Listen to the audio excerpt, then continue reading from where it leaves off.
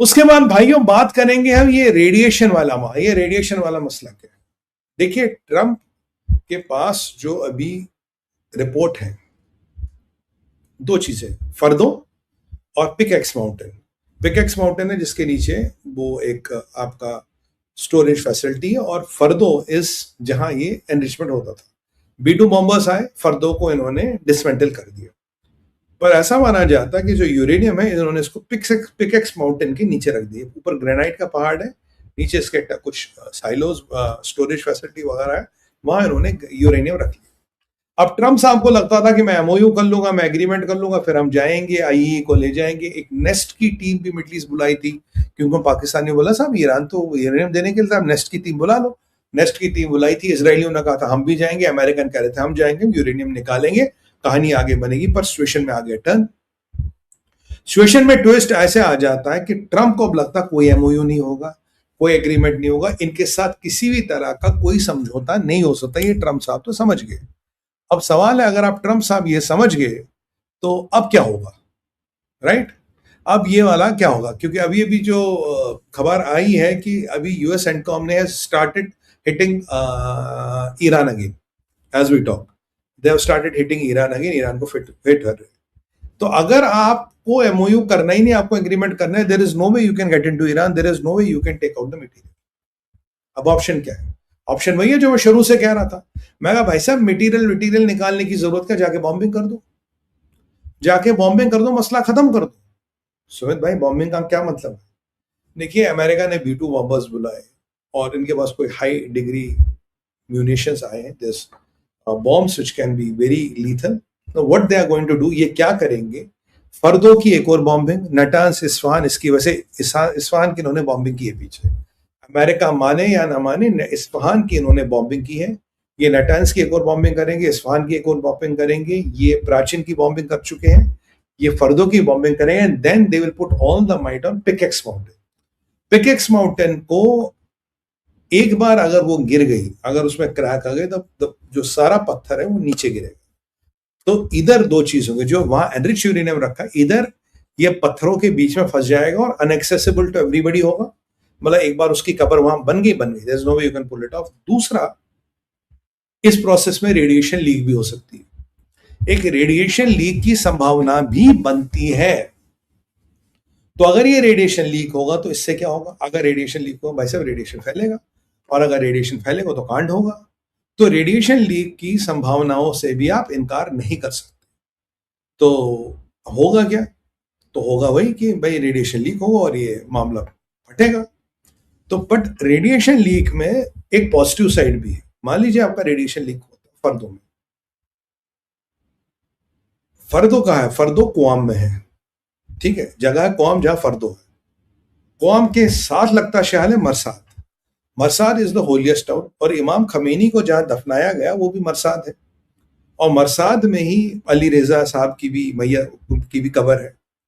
तो अब यहां क्या करेंगे ये सोच रहे हैं कि अभी वैसे इमाम खमेनी जहां दफन थे वहां आग वाग भी लगी, तो अलग मसला। तो इनका मतलब है, मैंने लास्ट टाइम एक असेसमेंट किया था, अगर फर्दो से कुछ भी रेडिएशन लीक होता, 200 किलोमीटर का रेडियस, 400 किलोमीटर का डायमीटर आपको कम से कम खाली करना पड़ेगा। तो अगर रेडिएशन लीक होगा, you have to evacuate people.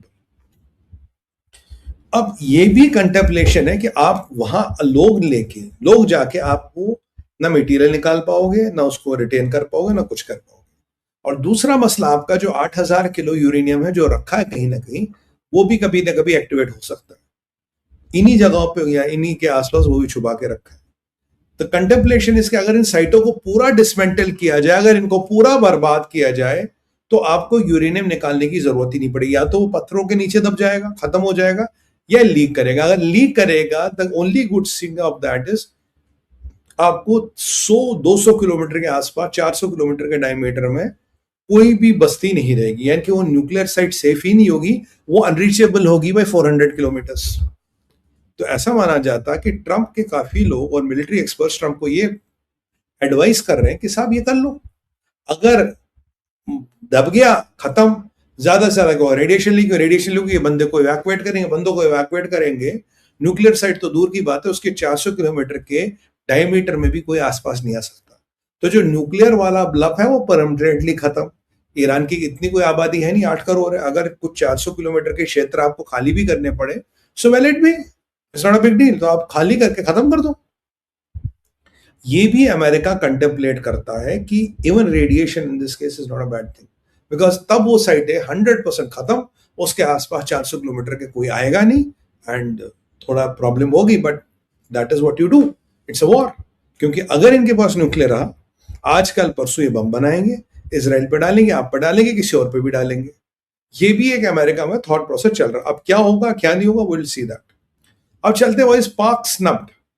देखिए, पाकिस्तान से खबरें ये आ रही है, पाकिस्तान कह रहा था जी हमने बड़ी मुज़ाकरात करने की कोशिश की, पीस डील शुरू हो रही, एमओयू पे फिर बातें हो रही, हम लगे हैं, हम इसको चला के रहेंगे, हम इसको मना के रहेंगे, हम ये आ कर देंगे, वो कर देंगे, असी आ कर रहे ऐसी, ये सब कहानियां पाकिस्तानियों की चल रही थी।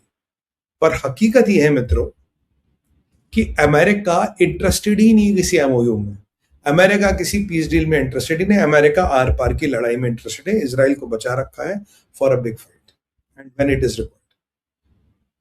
अब पाकिस्तान का वकार खत्म होता जा रहा है, ना आईएमएफ से, चाइना से, अफगानिस्तान से, हिंदुस्तान से, हर जगह से पाकिस्तान पिटता जा रहा है। पाकिस्तान में बलोचिस्तान में क्या कांड हो आप जानते हो, बन्नू में क्या कांड हो आप जानते हो, पीओजेके में अब भी खूनी प्रोटेस्ट जारी है। पीओजेके इनके हाथ से गया, इनके खुद लोग कहते हैं कि पीओजेके आज तुम्हारे हाथ से गया। और मैंने जो आपको कहा था मौलाना डिजल की जो धमकी थी, वो कहीं ना कहीं एस्टेब्लिशमेंट को हिला दी, क्योंकि मौलाना डिजल बेसिकली क्या कर रहा, अपने आप को केपीके का लीडर प्रोजेक्ट करा, एक अनक्राउंड किंग प्रोजेक्ट करा, भाई मैं केपीके की आवाज हूं, मैं केपीके से आता हूं। बलोचों ने इंडिपेंडेंस घोषित कर दी, पीओजेके वाले कह रहे हैं एक ही शर्त है, हमें पाकिस्तान से निकलना। बचा क्या पंजाब, पंजाब में भी सराइकी बेल्ट में आपकी प्रॉब्लम है, इवन सिंध में आपकी समस्या है। तो पाकिस्तान जो अब कह रहा हम नेगोशिएशन कर रहे हैं, ये कर रहे हो, वो सारी चीजें, मुस्लिम जेनोसाइड हो रहा, ये हो रहा, वो कर रहा, वो सारी चीजों की हवा निकल गई। अब नया पैंतरा क्या पाकिस्तान में, नया पैंतरा पाकिस्तान में ये है कि आज एक मिडल ईस्ट में बात शुरू हुई है कि यार एक बात बताओ, एक बात बताओ कि ईरान ने हर एक पे हमला कर दिया, ईरान ने हर एक पे हमला कर दिया, कतर पे आज फिर हमला कर दिया, कुवैत, बहरीन, हर एक पे हमला कर दिया। पर एक बात बताओ यार, ये ईरान पाकिस्तान पे हमला क्यों नहीं करता? मतलब ऐसी क्या सेटिंग है ईरानियों की पाकिस्तान के साथ, they are not attacking Pakistan. आज मिडिल ईस्ट की मीडिया में ये खबरें चल रही है कि why Pakistan is not attack. चलो अमेरिका तक मिसाइल नहीं जाता, रेंज नहीं है, समझ गए, बट पाकिस्तान तक तो रेंज है, पाकिस्तान पे अटैक क्यों नहीं हो रहा? अगर कतर मीडिएटर उस पर अटैक हुआ, अगर ओमान मीडिएटर उस पर अटैक हुआ, अगर बहरीन ने एक बार मीडिएशन की कोशिश की, उस पर अटैक हुआ, यूएई पे हुआ, सब पे हुआ, पाकिस्तान में ऐसे सुरखाब के क्या पर लगे जब पाकिस्तान में नहीं हो रहा? और सिंचियान बलाचिस्तान में रोज लोग मर रहे हैं आईआरजीसी के मैसेज मलेशिया को, उनको कौन मार रहा है? क्या पाकिस्तान इसमें इन्वॉल्व है? या पाकिस्तान में बड़े हमले की तैयारी हो रही है? पाकिस्तान पे ईरान अटैक क्यों नहीं कर रहा? ये क्या डील है बिटवीन पाकिस्तान एंड ईरान जो पाकिस्तान पे अटैक नहीं कर रहा? और अमेरिका पाकिस्तान की पूंछ के पीछे आग क्यों लगा रहा है? अब बताओगे सुमित भाई, ये पाकिस्तान की पूंछ के पीछे क्या आग लगी, ये भी बताता हूं। भाई साहब, पाकिस्तान की पूंछ के पीछे आग ऐसे लगा रहा है, अमेरिका ने 3 बार अटैक किया ईरान शहर पे। ईरान शहर आपका बिल्कुल पाकिस्तान बॉर्डर से ऐसे 100-150 किलोमीटर भी नहीं होगा। It is one of the very last airports. इसमें कोई ये क्या भाई, इसपे कोई भी खास ट्रैफिक आता जाता नहीं है, बट पाकिस्तान से ईरान शहर, मतलब पाकिस्तान से निकले ईरान शहर का एयरपोर्ट सबसे नजदीकी एयरपोर्ट है।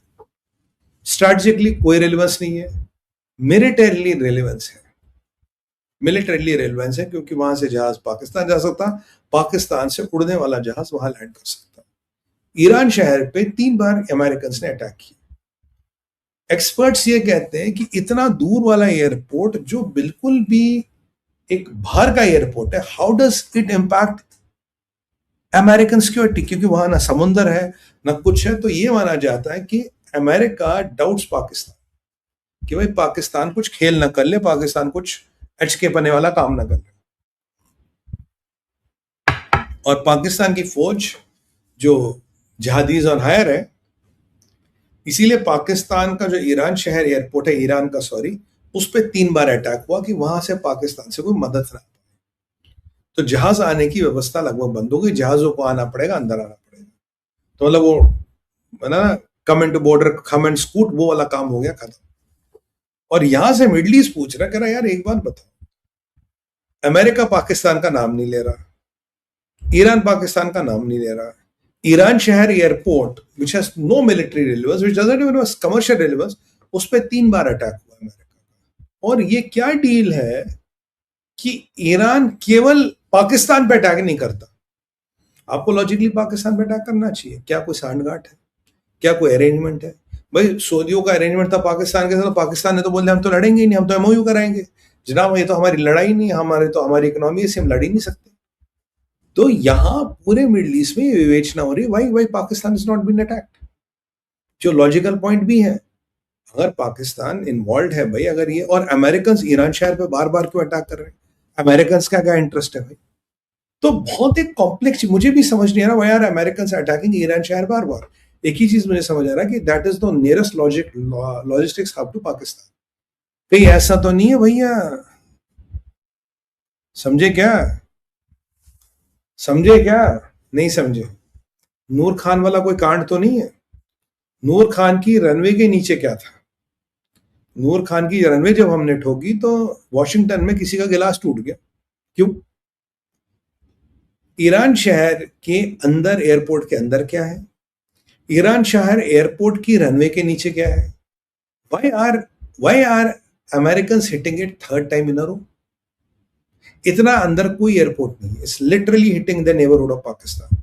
पाकिस्तान का नाम नहीं ले रहे, और यहां लोग कहते हैं यार ऐसी क्या बात है, ईरानी पाकिस्तान पे अटैक नहीं करते, मिसाइलों की रेंज भी है, सब कुछ, अटैक करो पाकिस्तान। और यहां जब ईरानी कहते हैं कि हम इस खित्ते से बाहर लड़ाई ले जाएंगे, तो मैं आपको बताऊं 2,500 किलोमीटर की रेंज में भारत के शहर भी आते हैं। और मैं आपको ये भी बताऊं, आप हैरान मत होइएगा कि किसी ने आपको पता लगे कि भारत के किसी शहर को भी ईरान के मिसाइलों ने टारगेट किया। There is nothing to be surprised about, they can very well do it.